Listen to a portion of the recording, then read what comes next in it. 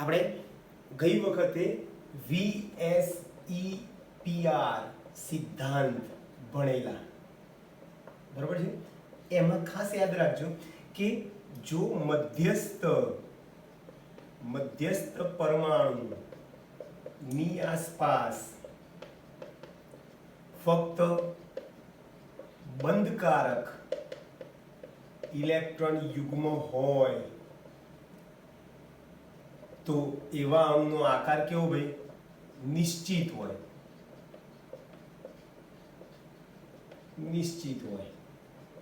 ચોપડીમાં જે કોષ્ટક આપ્યું છે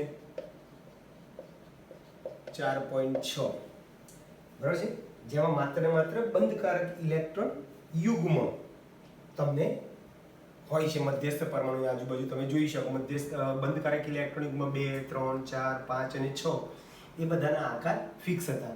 તમને બધાને ખબર છે કે બંધકારક ઇલેક્ટ્રોન યુગ્મની સંખ્યા 2 હોય તો રેખીય આકાર હોય, 5 હોય તો ત્રિકોણીય દ્વિપિરામિડલ અથવા ત્રિકોણીય દ્વિપિરામિડલ હોય. બંધકારક ઇલેક્ટ્રોન યુગ્મની સંખ્યા 6 હોય તો એવા અણુનો આકાર અષ્ટફલકી હોય, આપણે વાત કરેલી. પણ જો મધ્યસ્થ પરમાણુ ની આસપાસ બંધકારક અને અબંધકારક ઇલેક્ટ્રોન યુગ્મ હોય તો એવા અણુનો આકાર નિશ્ચિત હોતો નથી. તમને દેખાય કઈ હોય કઈ? બરાબર, અનિશ્ચિત હોય છે. બરાબર છે. આ પણ તમે ચોપડીમાં કોષ્ટક 4.7 અને 8 જોઈ શકો છો.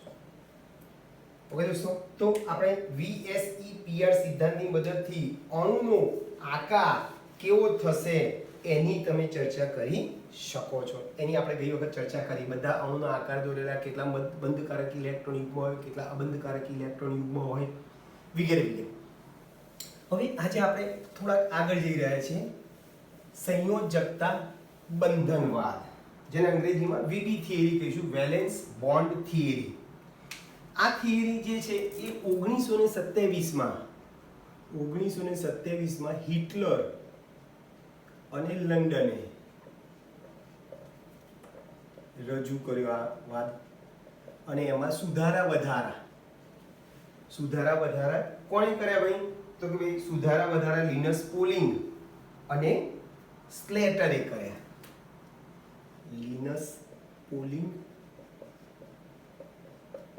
અને સ્લેટરે તેમાં સુધારા વધારા કર્યા.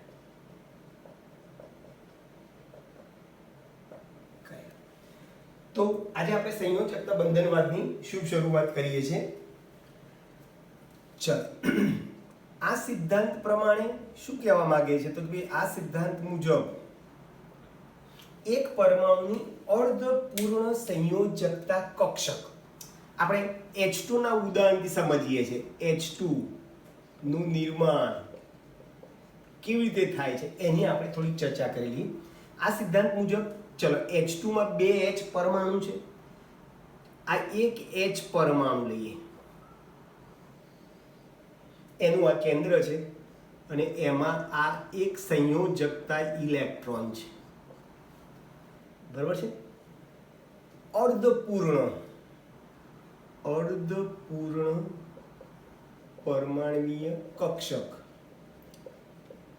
સમજો બરાબર. હાઇડ્રોજન પરમાણુ છે, એની ઇલેક્ટ્રોન રચના શું થાય? 1s1. s કક્ષક છે, ગોળ છે, એમાં એક ઇલેક્ટ્રોન છે. બરાબર. આ એક હાઇડ્રોજન પરમાણુ છે. આપણે બીજો હાઇડ્રોજન પરમાણુ લઈએ.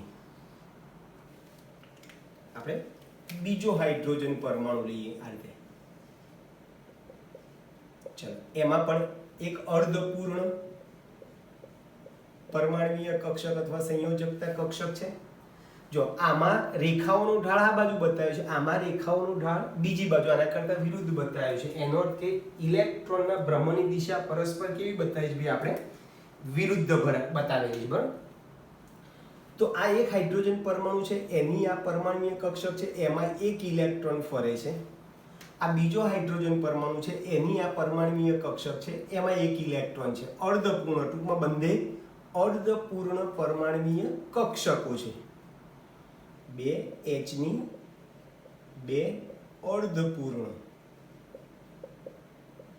પરમાણ્વીય કક્ષકો છે. એટલે આ સિદ્ધાંત શું કહે છે કે જ્યારે બે પરમાણુઓ નજીક આવશે ત્યારે એકચ્યુઅલી એમની આવી અર્ધપૂર્ણ પરમાણ્વીય કક્ષકો પણ નજીક આવશે અને એ પરમાણ્વીય કક્ષકો વચ્ચે સંમિશ્રણ થશે. આ રીતે સંમિશ્રણ થશે. સમજો બરાબર. સંમિશ્રણ થશે એટલે શું થશે?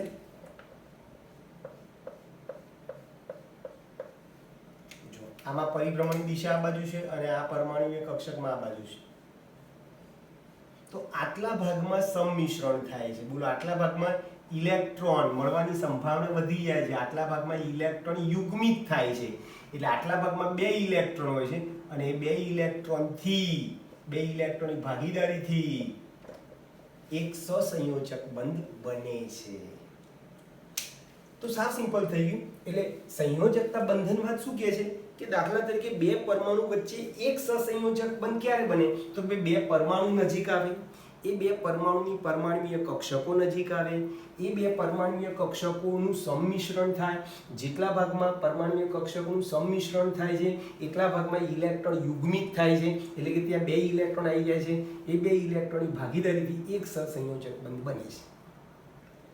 હું એમ કહું, ઓક્સિજનમાં ડબલ બંધ છે. એનો અર્થ કે બંને ઓક્સિજનની 2 પરમાણ્વીય કક્ષકો એટલે કે અર્ધપૂર્ણ, બંને ઓક્સિજન પરમાણુની 2 અર્ધપૂર્ણ પરમાણ્વીય કક્ષકો નજીક આવતી હશે. એ 2 અર્ધપૂર્ણ પરમાણ્વીય કક્ષકો વચ્ચે સંમિશ્રણ થતું હશે, 2 ઇલેક્ટ્રોનની ભાગીદારી થતી હશે અને 2 સહસંયોજક બંધ બનાવતા હશે. છેલ્લી વાત, હું એમ કહું, નાઇટ્રોજનના અણુમાં નાઇટ્રોજનના 2 પરમાણુ વચ્ચે 3 સહસંયોજક બંધ છે. એનો અર્થ એવો થયો કે બંને નાઇટ્રોજન પરમાણુની 3 અર્ધપૂર્ણ પરમાણ્વીય કક્ષકો નજીક આવતી હશે, 3 ઇલેક્ટ્રોનની ભાગીદારી થતી હશે અને 3 સહસંયોજક બંધ બનતા હશે. એમ તમે કહી શકો. આ હાઇડ્રોજનના 2 પરમાણુ વચ્ચેનું અંતર તમને ખબર છે કેટલું ભાઈ? 74 પિકોમીટર જેટલું અંતર હોય છે હાઇડ્રોજનના 2 પરમાણુ વચ્ચે, અથવા તો એની બંધ લંબાઈ આપણે કેટલી કીધી છે ભાઈ? 74 પિકોમીટર કીધેલી છે આપણે. બરોબર છે ભાઈ? ચાલો હવે આપણે વાત કરીએ પ્રમાણે કે ભાઈ 2 પરમાણુ નજીક આવે, બંનેની અર્ધપૂર્ણ પરમાણ્વીય કક્ષકો નજીક આવે, કક્ષકોનું સંમિશ્રણ થાય, ઇલેક્ટ્રોનની ભાગીદારી થાય અને સહસંયોજક બંધ બને.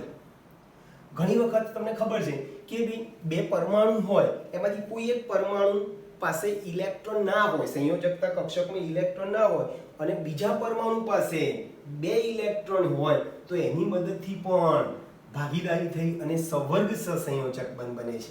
આપણે સવર્ગ સહસંયોજક બંધની વ્યાખ્યા કહી દીધી છે. એક જ પરમાણુના 2 ઇલેક્ટ્રોન, એક જ પરમાણુના 2 ઇલેક્ટ્રોનની ભાગીદારીથી સવર્ગ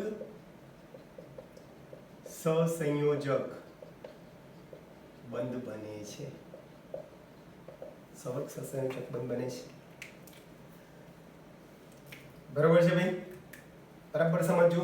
તો સંયોજકતા બંધનવાદ મુજબ H2 અણુનું નિર્માણ તમને પૂછે તો તમે આટલું લખી શકો છો. ફરીથી એકવાર બોલું છું. સંયોજકતા બંધનવાદ મુજબ 2 પરમાણુ જ્યારે નજીક આવે ત્યારે બંને પરમાણુની અર્ધપૂર્ણ પરમાણ્વીય કક્ષકો પણ નજીક આવે છે.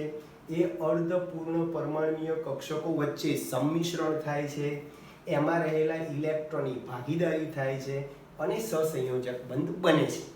ઘણી વખત ભાગીદારીમાં શું થાય, કોઈ એક પરમાણુના જ 2 ઇલેક્ટ્રોન વપરાય, પરમાણ્વીય કક્ષકોનું સંમિશ્રણ થાય પણ એ સંમિશ્રણમાંથી કોઈ એક પરમાણુના જ 2 ઇલેક્ટ્રોન, આની પાસે ઇલેક્ટ્રોન ના હોય પણ પરમાણ્વીય કક્ષકો જે સંમિશ્રણ થાય ખરું, એક જ પરમાણુના 2 ઇલેક્ટ્રોનની ભાગીદારી થાય અને એનાથી જે બંધ બને છે એને આપણે કયો બંધ કીધેલું? સવર્ગ સહસંયોજક બંધ કીધેલું. બરાબર છે? તમે હાઇડ્રોજનમાં પણ જોઈ શકો છો કે આ હાઇડ્રોજન પરમાણુ છે, એની પરમાણ્વીય કક્ષક છે 1s1, એમાં એક સંયોજકતા ઇલેક્ટ્રોન છે. આ પરમાણ્વીય કક્ષક છે, આ બીજો હાઇડ્રોજન છે, એની આ પરમાણ્વીય કક્ષક છે, એમાં એક સંયોજકતા ઇલેક્ટ્રોન છે. આ બે હાઇડ્રોજન પરમાણુને જ્યારે આપણે નજીક લાવીએ છીએ ત્યારે શું થાય છે ભાઈ? એ બે પરમાણ્વીય કક્ષકો વચ્ચે સંમિશ્રણ થાય છે, ઇલેક્ટ્રોનની ભાગીદારી થાય છે અને સહસંયોજક બને છે.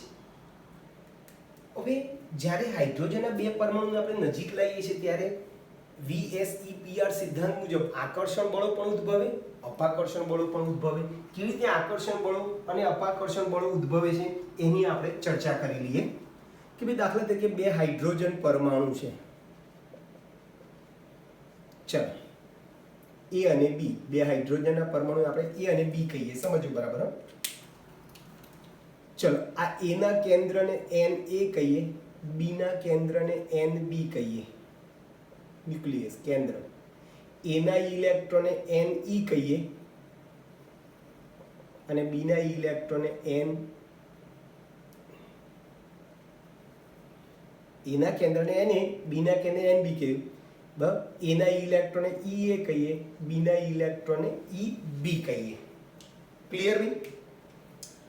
હવે જુઓ, હાઇડ્રોજનના બે પરમાણુઓ જ્યારે અનંત અંતરે હોય ત્યારે આંતર આણ્વીય આકર્ષણ બળ કે અપાકર્ષણ બળ ઉદ્ભવે નહીં. પણ હાઇડ્રોજનના બે પરમાણુને આપણે અનંત અંતરેથી નજીક લાવીએ, નજીક લાવીશું એટલે શું થશે? આંતર આણ્વીય આકર્ષણ બળ ઉદ્ભવશે. વધારે નજીક લાવશો તો આંતરાણ્વીય આકર્ષણ બળ ઉપરાંત અપાકર્ષણ બળો પણ ઉદ્ભવશે. કેવી રીતે કે સાહેબ બે પરમાણુને નજીક લાવો ત્યારે આકર્ષણ બળો અને અપાકર્ષણ બળો ઉદ્ભવે છે? તો જો હું તમને બતાવું, સપોઝ કે આ A નું પરમાણ્વીય કેન્દ્ર છે, આ કેન્દ્ર છે, આ B નું પરમાણ્વીય કેન્દ્ર છે, બરાબર છે. આ ઇલેક્ટ્રોન છે Ea, આ ઇલેક્ટ્રોન છે EB. મને કહો, બોલો આકર્ષણ ક્યાં લાગશે? તો કે ભાઈ પોતાનું કેન્દ્ર અને પોતાનું જ ઇલેક્ટ્રોન, આની વચ્ચે શું લાગશે ભાઈ? આકર્ષણ લાગે છે. આ જે છે આમ સામું તીર બતાવીએ છે આ રીતે, આને આકર્ષણ બળ કહીશું. પોતાનું કેન્દ્ર, પોતાનું ઇલેક્ટ્રોન, ફરીથી પોતાનું કેન્દ્ર, પોતાનો ઇલેક્ટ્રોન, આની વચ્ચે શું લાગશે ભાઈ? આકર્ષણ. એટલે Na Ea, Nb Eb વચ્ચે આકર્ષણ લાગશે. ચાલો પછી શું થશે? પહેલાનું કેન્દ્ર અને બીજાનો ઇલેક્ટ્રોન, અહીંયા પણ શું લાગશે ભાઈ? આકર્ષણ લાગશે. પહેલાનો ઇલેક્ટ્રોન, બીજાનું કેન્દ્ર, અહીંયા શું લાગશે ભાઈ? આકર્ષણ લાગે ભાઈ. એટલે Na Eb અને Nb Ea વચ્ચે શું લાગશે? આકર્ષણ બળો લાગશે. અપાકર્ષણ બળો ક્યાં લાગે? તો કે ભાઈ આનો Na, A નું કેન્દ્ર અને B ના કેન્દ્ર વચ્ચે શું લાગવાનું ભાઈ? અપાકર્ષણ લાગશે આ રીતે. ચલો પહેલાનો ઇલેક્ટ્રોન, બીજાનો ઇલેક્ટ્રોન, આની વચ્ચે પણ શું લાગશે ભાઈ? અપાકર્ષણ. તો આ અપાકર્ષણની સંજ્ઞા આપણે આમ વિરુદ્ધ તીર બતાવે છે, આમ અને તો અપાકર્ષણ ક્યાં લાગે? પહેલાનું કેન્દ્ર, બીજાનું કેન્દ્ર, પહેલાનો ઇલેક્ટ્રોન અને બીજાનો ઇલેક્ટ્રોન, એની વચ્ચે શું લાગશે ભાઈ? અપાકર્ષણ બળો લાગશે. તો તમે જોઈ શકો છો કે 4 જગ્યાએ આકર્ષણ લાગે છે અને 2 જગ્યાએ અપાકર્ષણ લાગે છે. ક્લિયર ભાઈ? તો આકર્ષણ અપાકર્ષણ ક્યાં લાગશે? તો પહેલાનું કેન્દ્ર, પહેલાનો જ ઇલેક્ટ્રોન, બરાબર છે. એટલે એક હાઇડ્રોજન પરમાણુ કેન્દ્ર, પોતાનો ઇલેક્ટ્રોન, બીજા હાઇડ્રોજન પરમાણુ કેન્દ્ર, પોતાનો ઇલેક્ટ્રોન, પહેલાનું કેન્દ્ર, બીજાનો ઇલેક્ટ્રોન, બીજાનું કેન્દ્ર, પહેલાનો ઇલેક્ટ્રોન, એની વચ્ચે આકર્ષણ બળ લાગશે. અને કેન્દ્ર વચ્ચે અને ઇલેક્ટ્રોન વચ્ચે શું લાગશે ભાઈ? અપાકર્ષણ બળ લાગશે. હવે મેં કીધું એ પ્રમાણે કે તમે શરૂઆતમાં નજીક લાવશો એટલે આ રીતે આકર્ષણ બળો અને અપાકર્ષણ બળો ઉદ્ભવશે.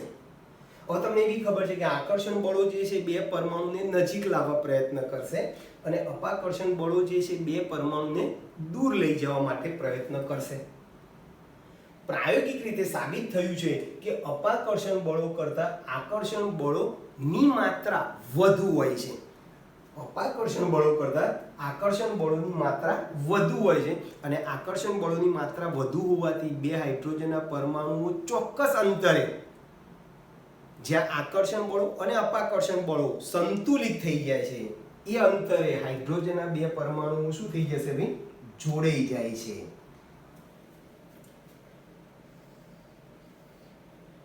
અંતર, આણ્વીય અંતર અને ઊર્જા નો આપણે આલેખ દોરીએ તો આલેખમાં મેં કીધું એ પ્રમાણે તમને આવો આલેખ આવો મળશે.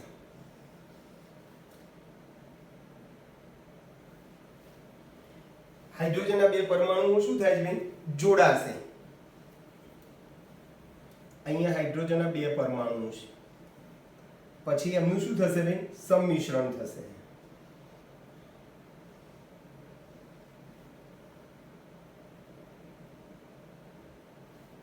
આ 74 પિકોમીટર જેટલું અંતર હોય છે ત્યારે હાઇડ્રોજનના બે પરમાણુ વચ્ચે વધુમાં વધુ શું થાય ભાઈ? સંમિશ્રણ થાય છે. બરાબર છે? અહીંયા વધુમાં વધુ સંમિશ્રણ થાય. કેટલા અંતરે બે હાઇડ્રોજનના પરમાણુ જોડાઈ જાય છે? તો 74 પિકોમીટર જેટલા અંતરે, અનંત અંતરેથી, ફરીથી અનંત અંતર હતું, અનંત અંતરેથી હાઇડ્રોજનના બે પરમાણુને નજીક લાવીએ તો આકૃતિમાં દર્શાવ્યા મુજબ અપાકર્ષણ અને આકર્ષણ બળ ઉદ્ભવે છે. 4 જગ્યાએ આકર્ષણ બળ લાગે છે, 2 જગ્યાએ અપાકર્ષણ બળ લાગે છે. પ્રાયોગિક રીતે સાબિત થયું છે કે અપાકર્ષણ બળો કરતાં આકર્ષણ બળોની માત્રા વધુ હોય, પરિણામે બે પરમાણુ નજીક આવે છે અને અમુક લઘુત્તમ અંતરે એ બે પરમાણુ જોડાઈ જાય છે. આ અંતરે આકર્ષણ બળો અપાકર્ષણ બળો લાગતા નથી અથવા આકર્ષણ બળો અપાકર્ષણ બળોને સંતુલિત કરી દે છે. તો આ અંતરને આપણે શું કીધું ભાઈ? બંધ લંબાઈ. હવે જ્યારે હાઇડ્રોજનના બે પરમાણુ જ્યારે જોડાશે ત્યારે ઉર્જા મુક્ત થશે. ઉર્જા મુક્ત થશે. બરોબર છે? કેટલી ઉર્જા મુક્ત થશે? તો ભાઈ 435.8 કિલો જૂલ પ્રતિ મોલ જેટલી ઉર્જા શું થાય છે ભાઈ? મુક્ત થાય છે. 435.8 કિલો જૂલ જેટલી ઉર્જા મુક્ત થાય છે. એનો અર્થ એવો થયો કે બે પરમાણુ કરતા જ્યારે બે પરમાણુ જોડાય છે ત્યારે આટલી ઉર્જા મુક્ત થાય છે. એનો અર્થ કે પરમાણુ કરતા અણુની સ્થિરતા વધારે હોય. હાઇડ્રોજનના બે પરમાણુ કરતા તેમાંથી બનતા H2 અણુની સ્થિરતા વધુ હોય છે. કેમ ભાઈ વધુ હોય છે? તો કે જ્યારે H2 અણુ બને છે ત્યારે આટલી ઉર્જા શું થાય છે? મુક્ત થાય છે, જેને આપણે બંધ એન્થાલ્પી પણ કહેવાય તો કહી શકો. એટલે આપણે ઊંધી વાત કરીએ, H2 અણુને જો તમે 435.8 કિલો જૂલ ઉર્જા આપશો તમે, તેમાંથી હાઇડ્રોજનના બે પરમાણુઓ મુક્ત થાય છે. બરાબર છે? એટલે બંધ એન્થાલ્પીનું મૂલ્ય કેટલું કહી શકો ભાઈ તમે? 435.8. બંધ એન્થાલ્પી નું મૂલ્ય 435.8 કિલો જૂલ પ્રતિ મોલ છે એમ કહી શકો છો. ક્લિયર દોસ્તો? તો આ સંયોજકતા બંધનવાદને આધારે તમે આ વાત કહી શકો. બરાબર યાદ રાખજો. ફરીથી કહું છું, બે પરમાણુ છે, એ બે પરમાણુ નજીક આવશે, એ બે પરમાણુની અર્ધપૂર્ણ પરમાણુય કક્ષકો વચ્ચે સંમિશ્રણ થશે. બરાબર છે? નજીક આવશે ત્યારે આકર્ષણ અપાકર્ષણ બળો લાગશે. અમુક ન્યૂનતમ અંતરે આકર્ષણ બળો અને અપાકર્ષણ બળો સમાન થઈ જાય છે એટલે એકબીજાને સંતુલિત કરે છે. બરાબર? ત્યારે બે હાઇડ્રોજનના પરમાણુ જોડાઈ જાય છે. એવા ન્યૂનતમ અંતર જ્યારે બે પરમાણુ જોડાઈ જાય છે ત્યારે ઉર્જા શું થાય છે? મુક્ત થાય છે. બરાબર? એટલે અણુની ઉર્જા પરમાણુ કરતાં ઓછી થઈ જતી હોવાથી અણુની સ્થિરતા વધી જાય છે. હાઇડ્રોજનના બે પરમાણુ વચ્ચે અંતર 74 પિકોમીટર છે એટલે કે એની બંધ લંબાઈ 74 પિકોમીટર છે એમ તમે કહી શકો. બંધ લંબાઈ કેટલી જ બે? 74 પિકોમીટર છે.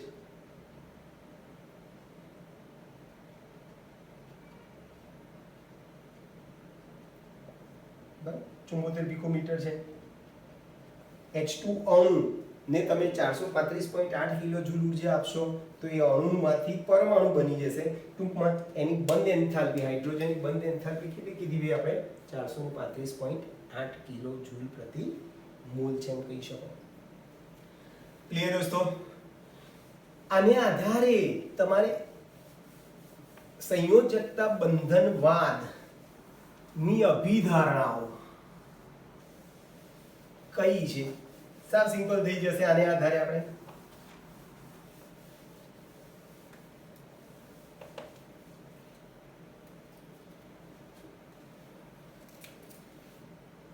ની અભિધારણા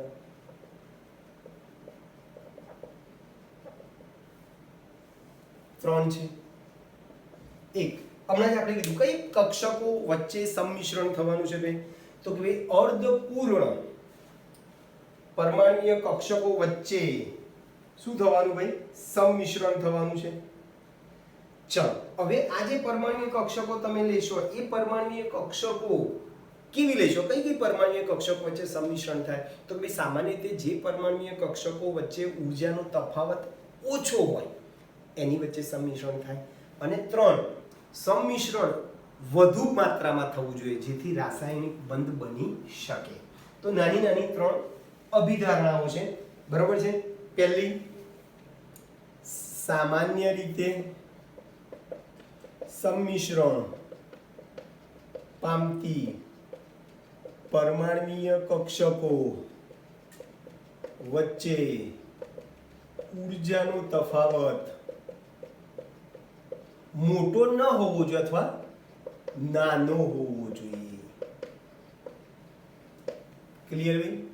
સામાન્ય રીતે સંમિશ્રણ પામતી પરમાણ્વીય કક્ષકો વચ્ચે ઊર્જાનો તફાવત નાનો હોવો જોઈએ. નંબર 2, પરમાણ્વીય કક્ષકો અર્ધપૂર્ણ હોવી જોઈએ અને તેમાં ઇલેક્ટ્રોનના ભ્રમણની દિશા પરસ્પર વિરુદ્ધ હોવી જોઈએ. આપણે આગળ વાત કરી ને, મેં આકૃતિ દોરી હતી. એકમાં ઇલેક્ટ્રોન ભ્રમણની દિશા આપણે આ રીતે બતાવેલી અને બીજા હાઇડ્રોજનમાં આપણે આ રીતે વિરુદ્ધ બતાવેલી.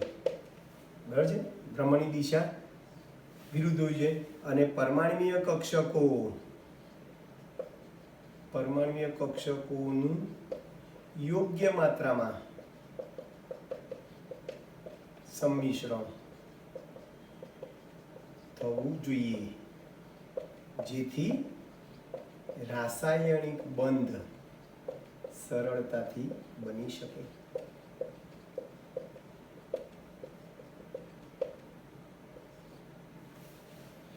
ક્લિયર દોસ્તો? તો સાવ સિમ્પલ છે. તો તમને સંયોજકતા બંધનવાદની અભિધારણાઓ પૂછે તો બોલો તમે 3 લખી શકો ઇઝીલી. ફરીથી છેલ્લી વાર, સામાન્ય રીતે સંમિશ્રણ પામતી પરમાણ્વીય કક્ષકોની ઊર્જાનો તફાવત કેવો હોવો જોઈએ? નાનો હોવો જોઈએ અથવા ઊર્જામાં તફાવત મોટો હોવો જોઈએ નહીં. પરમાણ્વીય કક્ષકો અર્ધપૂર્ણ હોવી જોઈએ અને તેમાં રહેલા ઇલેક્ટ્રોનના ભ્રમણની દિશા પરસ્પર વિરુદ્ધ હોવી જોઈએ. અને પરમાણ્વીય કક્ષકોનું યોગ્ય માત્રામાં શું થવું જોઈએ? સંમિશ્રણ થવું જોઈએ. પછી VSEPR valence shell electron pair repulsion સિદ્ધાંત મુજબ એક એમોનિયા અને પાણી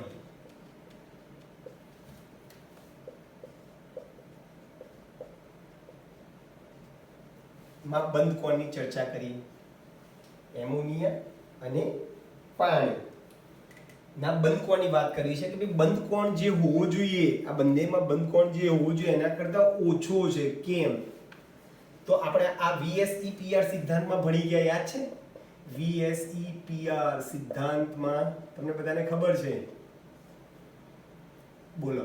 અબંધકારક લોન પેર વચ્ચે અપાકર્ષણ સૌથી વધારે હતું અને બોન્ડિંગ પેર BP વચ્ચે અપાકર્ષણ સૌથી ઓછું હતું અને LP-BP બંનેની વચ્ચે હતું અપાકર્ષણ ની માત્રા નો કણ એની ઉપરથી આપણે વાત કરવી છે. બરાબર છે. અબંધકારક વચ્ચે સૌથી વધારે અપાકર્ષણ અને બંધકારક વચ્ચે સૌથી ઓછું હોય અપાકર્ષણ. ચલો, આમાં નાઇટ્રોજન છે અને બીજું કોણ છે? હાઇડ્રોજન. ચલો, હાઇડ્રોજનની ઇલેક્ટ્રોન લખાય 1s1. નાઇટ્રોજનની આપણે ભણી ગયા ઇલેક્ટ્રોન ત્રીજા ચેપ્ટરમાં, બીજા ચેપ્ટરમાં બધે 1s2, 2s2, 2px1, y1, z1. બરાબર છે ભાઈ? ચલો, હવે સંકરણ આપણે ભણવાનું છે. સંકરણ આવતા લેક્ચરથી આપણે સંકરણની શું શરૂઆત કરીશું. તમે અત્યારે ખાલી ટેમ્પરરી યાદ રાખો કે આમાં sp3 સંયોજકતા કક્ષકો, જો છેલ્લી કક્ષક નંબર 2 છે તો હું 2 નંબર વાળી બધી કક્ષકો લઈશ. એટલે આમાં sp3 સંકરણ છે. sp3 સંકરણ શું થાય? એક s કક્ષક છે અને p કક્ષક કેટલી છે? 3 છે. એટલે એને sp3 સંકરણ કહેવાય. જો ફરીથી હાઇડ્રોજનની 1s1, ઓક્સિજનનો પરમાણુ ક્રમાંક 8, એની ઇલેક્ટ્રોન નામ થાય 1s2, 2s2, 2px2, 2py1, 2pz1. આમાં પણ છેલ્લી કક્ષા કઈ છે? છેલ્લી કક્ષા નંબર 2 છે. 2 નંબર વાળી આ બધી 2 નંબર વાળી અહીંયા પણ sp3 સંકરણ છે. સમજો બરાબર? એટલે એક s અને 3p હોય તો sp3 કહેવાય. એક s અને 2p કક્ષક હોય તો sp2 સંકરણ કહેવાય. અને એક s હોય અને એક p હોય તો એને sp સંકરણ કહેવાય. એટલે અહીં sp3 નો અર્થ શું થાય? એક s કક્ષક છે અને બીજી 3 p કક્ષક છે. ટોટલ 4 કક્ષકો છે. હવે એકચ્યુઅલી sp3 સંકરણ તો બંધ કોણ ખરેખર તમને હોવો જોઈએ 109 ડિગ્રી 28 કળા બોલો, અથવા 109.5 પણ તમારે કહેવું હોય તો કહી શકો. 109.5 ડિગ્રી sp3 સંકરણ હોય તો બંધ કોણ કેટલો હોવો જોઈએ ભાઈ? 109 ડિગ્રી 109.5 ડિગ્રી હોવો જોઈએ. પણ જે હોવો જોઈએ એના કરતા ઓછો છે. અહીંયા 107 ડિગ્રી છે અને અહીંયા 104.5 છે. તો કે સાહેબ કેમ આવું થઈ ગયું? હોવો જોઈએ આટલો પણ એની જગ્યાએ કેમ આવું ઓછો થઈ ગયું? તેનું કારણ હું તમને કહી દઉં. જો sp3 સંકરણ છે ને, નાઇટ્રોજનમાં sp3 સંકરણ છે. sp3 માં એક s અને 3p, ટોટલ કેટલી કક્ષક ભેગી કરી? 4. એટલે આપણે 4 કક્ષકો ભેગી કરી છે. જુઓ, 4 sp3 સંકૃત કક્ષક. નાઇટ્રોજનની 4 sp3, 1 2 3 4 કક્ષક છે અને ઇલેક્ટ્રોન 2 3 4 5 ઇલેક્ટ્રોન છે. 5 ઇલેક્ટ્રોન કેવી ગોઠવાય છે? તો 3 કક્ષકમાં એક એક છે. જુઓ, આ એક ઇલેક્ટ્રોન, આ બીજો ઇલેક્ટ્રોન, ત્રીજો ઇલેક્ટ્રોન, અને આ બાકી 2 છે. એકમાં 2 છે. હવે આ જે એક એક ઇલેક્ટ્રોન જે છે, જેને આપણે અર્ધપૂર્ણ પરમાણુય કક્ષક કહીશું, એની સાથે કોણ જોડાશે? હાઇડ્રોજનની 1s1 વચ્ચે સંમિશ્રણ થાય. એનો આ એક ઇલેક્ટ્રોન, આ બીજા હાઇડ્રોજન પરમાણુની પરમાણુય કક્ષક, એનો આ એક અર્ધ ઇલેક્ટ્રોન, અને આ ત્રીજો હાઇડ્રોજન, એનો એક ઇલેક્ટ્રોન. તો અહીંયા સંમિશ્રણ થયું. આ બે ઇલેક્ટ્રોનની ભાગીદારીથી 3 સહસંયોજક બંધ બન્યા. જો આ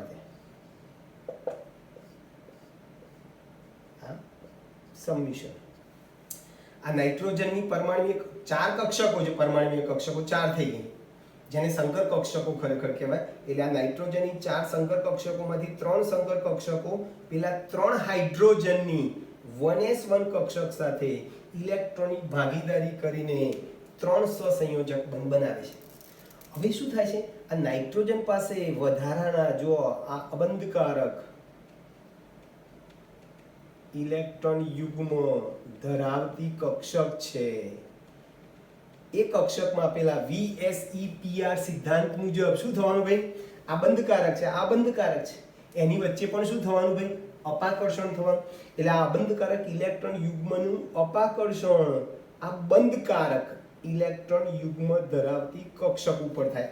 આનું અપાકર્ષણ આમ થાય છે આ કક્ષક ઉપર, અને પરિણામે અહીંયા જે બંધ કોણ 109.5 ડિગ્રી હોવું જોઈએ ને, એની જગ્યાએ ઘટીને 107 ડિગ્રી થઈ જાય છે.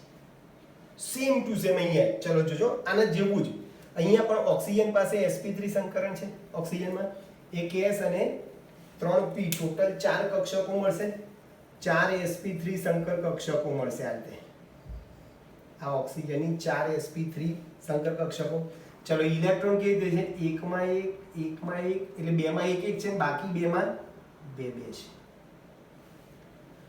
બરાબર. હવે આ જે એક જે છે એ કોની સાથે જોડાશે? આ સંકર કક્ષક સાથે. બે હાઇડ્રોજન છે ને પાણીમાં, બે હાઇડ્રોજન, આ એક હાઇડ્રોજનની 1s કક્ષક અર્ધપૂર્ણ, બીજા હાઇડ્રોજનની 1s કક્ષક અર્ધપૂર્ણ. પરમાણુય કક્ષકો વચ્ચે અહીંયા શું થાય? સંમિશ્રણ થશે અને O અને H વચ્ચે સહસંયોજક બંધ બનશે. અહીંયા જેમ નાઇટ્રોજન પાસે એક અબંધકારક ઇલેક્ટ્રોન યુગ્મ ધરાવતી કક્ષક છે, એમ અહીંયા ઓક્સિજન પાસે બે અબંધકારક ઇલેક્ટ્રોન યુગ્મ ધરાવતી કક્ષક છે. દેખાય છે? આ શું છે? અબંધકારક ઇલેક્ટ્રોન યુગ્મ ધરાવતી કક્ષક છે. એના વચ્ચે શું થવાનું ભાઈ? અબંધકારક વચ્ચે સૌથી વધારે અપાકર્ષણ થશે. એટલે અપાકર્ષણને કારણે આ અહીંયા અપાકર્ષણ થાય છે.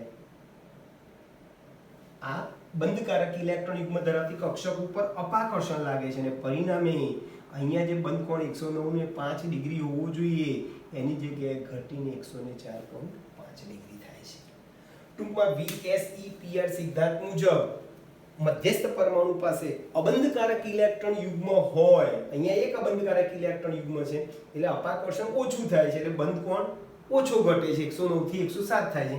અહીંયા બે અબંધકારક ઇલેક્ટ્રોન યુગ્મ ધરાવતી કક્ષક છે, આથી અહીંયા અપાકર્ષણ વધારે થાય છે આના કરતા, આથી બંધ કોણનું મૂલ્ય 109 થી વધારે ઘટે છે. એટલે જેમ અહીંયા એક હતું તે 107 થયું, અહીંયા બે અબંધકારક ઇલેક્ટ્રોન યુગ્મ ધરાવતી કક્ષક છે એટલે બંધ કોણ 104.5 ડિગ્રી થાય છે. ક્લિયર દોસ્તો? તો આ VSEPR સિદ્ધાંત મુજબ બંધ કોણનું મૂલ્ય કેમ ઘટે છે એની આપણે ચર્ચા કરી. થોડાક આગળ જઈએ આપણે. હવે આ જે કક્ષકોનું સંમિશ્રણ જે થાય છે એ ધન સંમિશ્રણ હોય, ઋણ સંમિશ્રણ હોય, શૂન્ય સંમિશ્રણ હોય, બરાબર. અને એના આધારે કયા પ્રકારના બંધ બને છે, સહસંયોજક બંધ બે પ્રકારના છે, એની આપણે ચર્ચા કરવાની છે. તો કક્ષકોનું સંમિશ્રણ, કક્ષકોના સંમિશ્રણના પ્રકાર.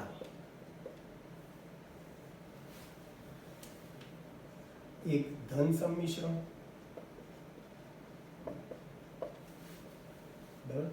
ઋણ સંમિશ્રણ અને શૂન્ય સંમિશ્રણ. બરાબર છે? હવે આ જે ધન, ઋણ કે શૂન્ય સંમિશ્રણ જે છે જેનો આધાર અવકાશમાં કક્ષકીય તરંગ વિધેય, સંમિશ્રણ ધન થશે, ઋણ થશે કે શૂન્ય થશે, એનો આધાર કોની પર છે ભાઈ? તો કે ભાઈ કક્ષકીય તરંગ વિધેયની સંજ્ઞા અને દિક વિન્યાસની દિશા ઉપર રહેલો છે.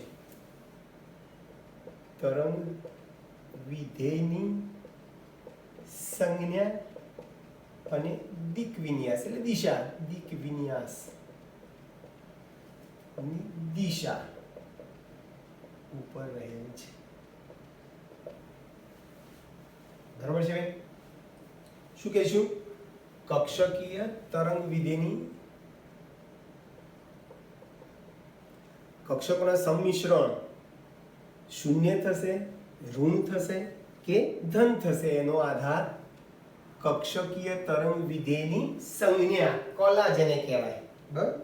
કક્ષકીય તરંગ વિધેયની સંજ્ઞા અને દિક વિન્યાસની દિશા ઉપર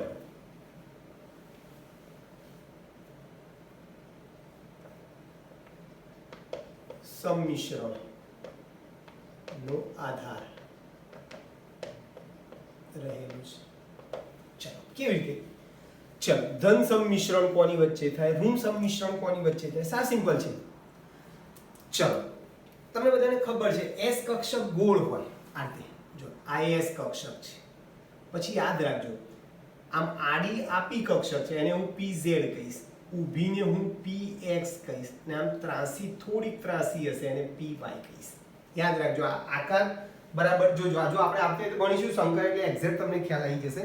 અત્યાર પૂરતા ચાલો મને કહો આ જો પ્લસ માઇનસ ચિહ્ન એ તરંગ વિધેયના ચિહ્નો છે અહીંયા કીધું ને તરંગ વિધેયની સંજ્ઞા છે આ કઈ કક્ષક કહેશો પેલા પ્રમાણે આડી મેં લખી છે તો આ pz છે અને આ s કક્ષક ગોળ છે આ પ્લસ બોલો પ્લસ પ્લસ વચ્ચે શું થાય છે ભાઈ સંમિશ્રણ થાય છે આપણે આ z અક્ષ છે આ z અક્ષ કહીશું ઊભીને x અક્ષ કહીશું ત્રાસીને y અક્ષ કહીશું આ z અક્ષ છે આ y અક્ષ છે અને આ x અક્ષ ચાલો તો આ pz અને s વચ્ચે શું થયું ભાઈ ધન સંમિશ્રણ ચાલો ફરીથી આ માઈનસ પ્લસ પ્લસ માઈનસ બોલો આ pz વચ્ચે પણ ધન સંમિશ્રણ જો ધન વચ્ચે અહીંયા સંમિશ્રણ થાય અહીંયા પ્લસ પ્લસ વચ્ચે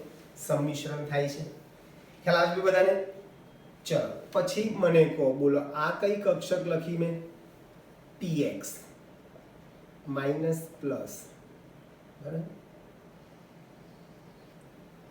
પ્લસ માઈનસ px બોલો આ પ્લસ પ્લસ શું થશે પ્લસ પ્લસ પ્લસ થશે અને માઇનસ માઇનસ પણ શું થશે ભાઈ પ્લસ થશે એટલે આ કયું સંમિશ્રણ થઈ ગયું ભાઈ ધન સંમિશ્રણ થઈ ગયું ચાલો ફરીથી અમે ત્રાસી લખીએ ને થોડું py જો આ પ્લસ પ્લસ માઇનસ માઇનસ અહીંયા સંમિશ્રણ થાય છે બરાબર છે તો આ થઈ ગયું તમારું ધન સંમિશ્રણ ઋણ સંમિશ્રણમાં શું કરીશું ભાઈ આના કરતા તદ્દન ઊંધી વાત કરવાની છે ચલો જુઓ આ માઇનસ પ્લસ ચલો આ માઇનસ લખો આ પ્લસ લખો જો આ માઇનસ પ્લસ અહીંયા સંમિશ્રણ થયું pz અને s વચ્ચે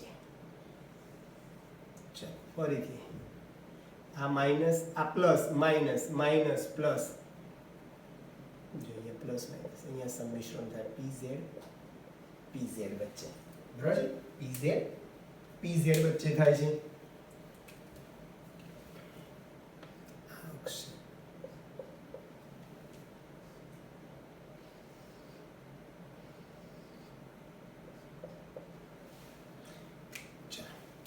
આ પ્લસ આ માઇનસ આ પ્લસ બસ અહીંયા સંમિશ્રણ થાય છે px અને એ જ પ્રમાણે થોડી ત્રાસી લઈએ આપણે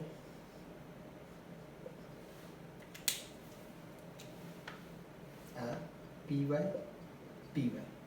પ્લસ માઇનસ માઇનસ પ્લસ અહીંયા સંમિશ્રણ થાય છે તો આ ઋણ સંમિશ્રણ થઈ ગયું અને શૂન્ય સંમિશ્રણમાં શું થશે ભાઈ એક px કક્ષક લઈએ આ રીતે આ px કક્ષક એ ઊભી બતાવી છે એક્ઝેક્ટ પ્લસ માઇનસ અને આ s કક્ષક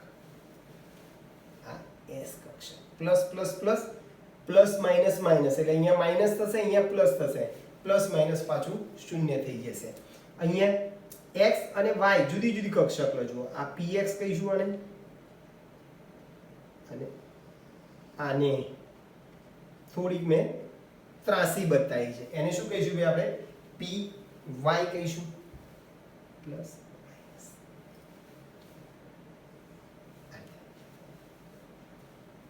ક્લિયર દોસ્તો આ બધી z અક્ષ છે તો આ સંમિશ્રણ થઈ ગયું અને એના આધારે સરસ મજાનું સહસંયોજક બંધના પ્રકારો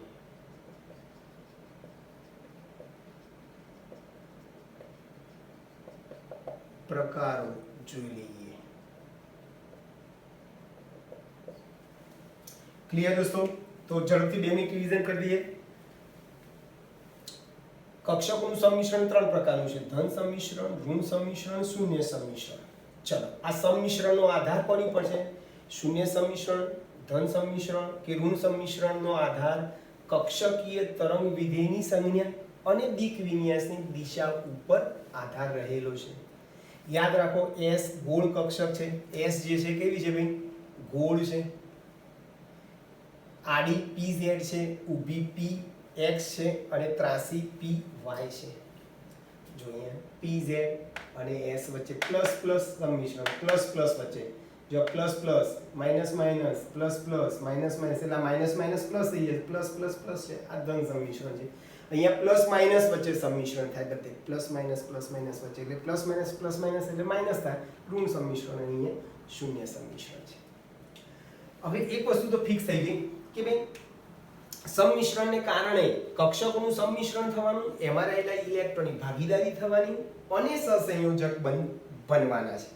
હવે સહસંયોજક બંધના મેં કીધું બે પ્રકાર છે. એક સિગ્મા છે, સિગ્મા બંધ, અને બીજો પાઈ બંધ, પાઈ.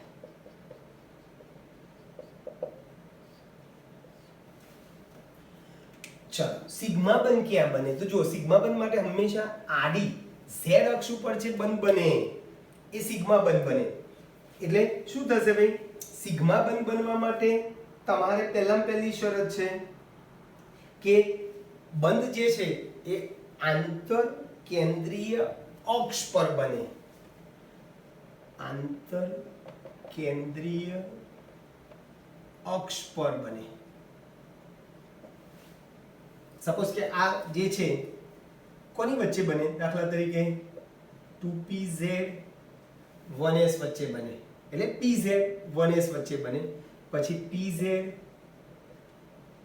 વચ્ચે બને. બરાબર છે? કક્ષકો વચ્ચે બને. હવે આ આંતર કેન્દ્રીય અક્ષ એટલે આ જે છે આ રીતે, આ pz આ pz અહીંયા કેન્દ્ર હોય. બોલો આ આંતર કેન્દ્રીય અક્ષ ઉપર અહીંયા સંમિશ્રણ અહીંયા થાય છે આ રીતે. એટલે સ્વાભાવિક છે કે આ અક્ષ ઉપર અહીંયા જે સંમિશ્રણ થાય છે એના ઇલેક્ટ્રોન ઉપર આ બંને પરમાણુના કેન્દ્રનું આકર્ષણ કેવું લાગશે ભાઈ? વધારે લાગશે. એટલે સિગ્મા બંધ કેવું હોય? હંમેશા પ્રબળ હોય. ખ્યાલ આવે છે? આને આપણે શું કહીશું ભાઈ? આ જે છે એને આંતર કેન્દ્રીય અક્ષ કહીશું. કેન્દ્રમાંથી પસાર થતી અક્ષ ને આંતર કેન્દ્રીય અક્ષ કહીશું. બરાબર છે? એટલે PZ એટલે સિગ્મા બંધમાં જે બંધ બને છે આંતર કેન્દ્રીય અક્ષ ઉપર બને છે. પરિણામે એ બંધમાં વપરાતા ઇલેક્ટ્રોન ઉપર બંને પરમાણુના કેન્દ્રનું આકર્ષણ વધારે લાગે છે. આથી સિગ્મા બંધ પ્રબળ બને છે. ચલો પાઈ બંધ ક્યાં બનશે? તો પાઈ બંધ આંતર કેન્દ્રીય અક્ષ ઉપર નહીં બને. બરાબર છે? એ આંતર કેન્દ્રીય અક્ષથી દૂર બને છે. અહીંયા પાઈ બંધ આંતર કેન્દ્રીય અક્ષથી દૂર બને છે. બરાબર છે? ચલો એમાં કઈ કક્ષકો હશે? જેમાં PZ અને S વચ્ચે સિગ્મા બંધ બને. PZ વચ્ચે સિગ્મા બંધ બને. એમ અહીંયા જો દૂર બનશે. અહીંયા સંમિશ્રણ તમે જોયું. એટલે જો આ આંતર કેન્દ્રીય અક્ષ છે. હવે જો આ સંમિશ્રણ ક્યાં થાય છે? આ PX આ PX. તો જુઓ કેન્દ્ર અહીંયા છે, આ કેન્દ્ર છે, અને સંમિશ્રણ અહીંયા થાય છે, દૂર થાય છે. આંતર કેન્દ્રીય અક્ષથી શું થાય છે? સંમિશ્રણ દૂર થાય છે. એટલે આ ઇલેક્ટ્રોન પર કેન્દ્રનું આકર્ષણ કેવું લાગે? અહીંયા નજીક છે. અહીંયા કેન્દ્ર અહીંયા છે અને સંમિશ્રણ દૂર થાય છે. એટલે અહીંયા કેન્દ્રનું આકર્ષણ ઇલેક્ટ્રોન પર ઓછું થઈ જાય છે. આથી પાઈ બંધ કેવો હોય ભાઈ? નિર્બળ હોય છે. ચલો કઈ કક્ષકો વચ્ચે સંમિશ્રણ થાય? પાઈ બંધ બને તો PX વચ્ચે અને PY વચ્ચે કક્ષકો વચ્ચે પાઈ બંધ બને.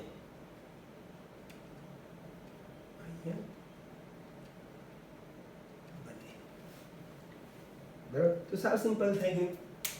તમને તફાવત પણ પૂછો તો પૂછી શકો. બરાબર છે? અહીંયા સિગ્મા બંધમાં ઇલેક્ટ્રોનનું મુક્ત ભ્રમણ શક્ય છે. અહીંયા મુક્ત ભ્રમણ શક્ય છે, જ્યારે અહીંયા પાયબંધનું મુક્ત ભ્રમણ શક્ય નથી. બરાબર છે? ક્લિયર? તો સિગ્મા અને પાયબંધ વિશે તમે આટલી વસ્તુ લખી શકો છો. ઓકે દોસ્તો, તો ફરીથી એકવાર બોલી જોઉં છું. સહસંયોજક બંધના બે પ્રકાર છે, સિગ્મા અને પાયબંધ. સિગ્મા બંધ આંતરકેન્દ્રીય અક્ષ ઉપર બને, જ્યારે પાયબંધ આંતરકેન્દ્રીય અક્ષને લંબ બને છે. આંતરકેન્દ્રીય અક્ષ આમ છે ને સિગ્મા બંધ આ અક્ષ આમ છે, અને પેલો પાયબંધ આમ બને છે, લંબ હોય છે. બરાબર? અથવા તો આંતરકેન્દ્રીય અક્ષથી દૂર બને છે. PZ S કક્ષક PZ કક્ષક વચ્ચે સિગ્મા બંધ બને છે. બરોબર છે? સિગ્મા બંધના ઇલેક્ટ્રોન ઉપર કેન્દ્રનું આકર્ષણ વધારે હોય છે, આથી સિગ્મા બંધ પ્રબળ હોય છે. પાયબંધ આંતરકેન્દ્રીય અક્ષથી દૂર બને છે, કારણ કે આંતરકેન્દ્રીય અક્ષથી દૂર પરમાણુય કક્ષકોનું સંમિશ્રણ થાય છે. બરોબર છે? એટલે અહીંયા દૂર બને છે. દૂર બનતા હોતી એ સંમિશ્રણના ઇલેક્ટ્રોન પર કેન્દ્રનું આકર્ષણ ઓછું હોય છે, આથી પાયબંધ નિર્બળ હોય છે. એમનું મુક્ત પરિભ્રમણ શક્ય નથી. મુક્ત ભ્રમણ શક્ય નથી, આનું મુક્ત ભ્રમણ શક્ય છે. ઓકે દોસ્તો, તો આ સિગ્મા અને પાયબંધની આપણે વાત કરી. આવતી વખતે આપણે સંકરણ વિશે ડિટેલમાં થોડુંક જોઈશું, જે તમારે કાર્બનિકમાં પણ ઉપયોગી થશે. ઓકે દોસ્તો, તો અહીં સુધી આપણે રાખીએ છીએ, બાકીનું આપણે નેક્સ્ટ ટાઈમ જોઈશું. મળીએ, બાય.